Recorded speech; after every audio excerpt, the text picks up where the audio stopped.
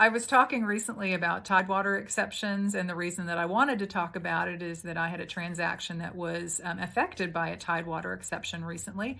As a reminder, a Tidewater exception is when you have a VA loan on a contract and the appraiser feels like they're not going to be able to meet the value of the purchase price. And so the parties have 48 hours to provide additional data that will support the purchase price. Well, I was notified of this Tidewater exception that the appraiser had put on the deal. I was representing the seller. The buyer's agent reached out and said, yeah, this is happening, but I'm too busy to deal with it. I have too many things going on, and just kind of said, this is your problem. Um, and so I went to work. Now, what was interesting about this property is that we were under contract for almost $100,000 higher than the next comp in the neighborhood, which made it a little complicated.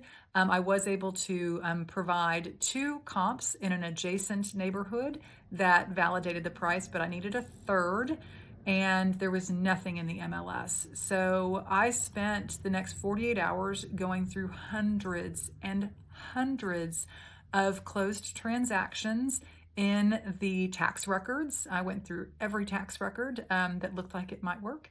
I went through the RPR, which is the Realtor's Property Resource, which can provide information on off-market deals that people may not know about, so worked there. And then also went through my social networks that I'm involved in to find out if anybody had closed an off-market transaction and was willing to help me. Good news, I found a deed record in by way of the tax records and RPR, used both of those, for a deal that closed only 5 days before. And it was on the same street.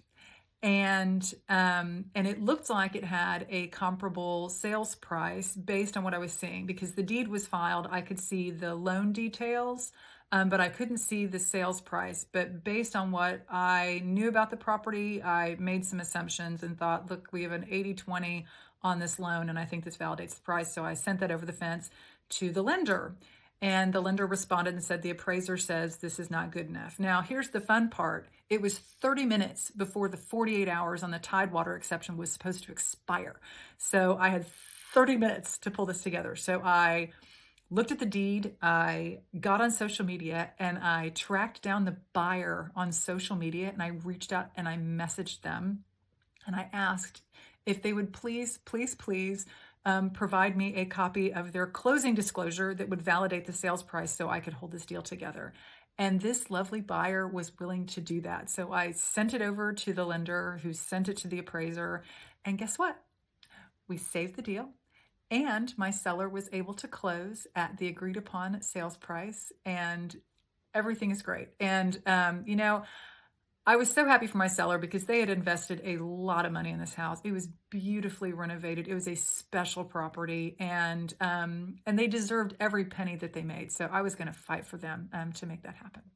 Anyway, Tidewater exception, a good thing to know. If you have any questions about VA loans or Tidewater exceptions or appraisals or anything, let me know. Send me a message. I'm happy to help. Y'all take care.